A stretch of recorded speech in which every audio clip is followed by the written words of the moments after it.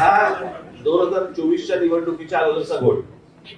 2024 नंतर त्यांनी त्यांच्या वेबसाईटवरती यादी जाहीर केली ज्याच्यामध्ये फक्त नावं आहेत, फोटो नाही, पत्ता नाही, काही नाही.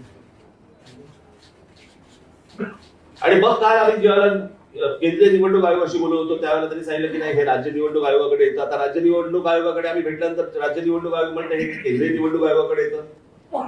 दोघेही प्रतिनिधी हे केंद्रीय निवडणूक आयोगाचेच प्रतिनिधी आहेत.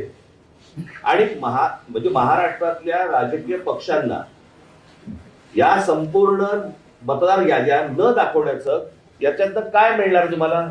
यात फक्त घोळ होणार आहे. आणि आता आम्ही फक्त त्यांच्यासमोर एवढंच सांगितलं की या मतदार याद्या जोपर्यंत सुधारणा होत नाही, तुमची सुधारणा होत नाही, तोपर्यंत निवडणुका तुम्ही घेऊ नका. आता साधारणपणे आपण जर समजा महानगरपालिकेच्या किंवा स्थानिक स्वराज्य संस्थांच्या निवडणुका जर समजा आपण पाहिल्या तर गेल्या 5 वर्षामध्ये निवडणुका झालेल्या नाहीयेत.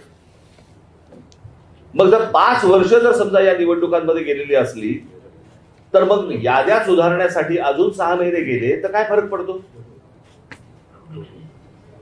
आणि मला असं वाटतं की या याद्या सुधारल्याशिवाय त्यांनी निवडणुका घेऊ नये हेच आज आम्ही त्यांना सर्वांनी सांगितलेलं आहे.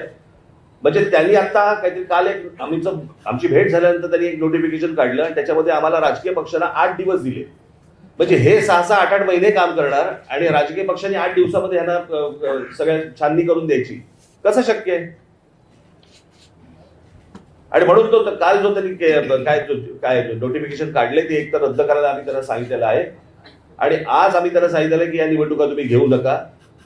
उद्या ते काय याच्यावरती निर्णय करतायत हे आम्ही 1-2 दिवसात पाहू आणि त्याच्यानंतर मला असं वाटतं सर्व राजकीय पक्ष मिळून आम्ही एका निर्णयापर्यंत येऊ. तो निर्णय तुम्हाला अजून 2-3 दिवसांनी सांगू. ठीक आहे, धन्यवाद.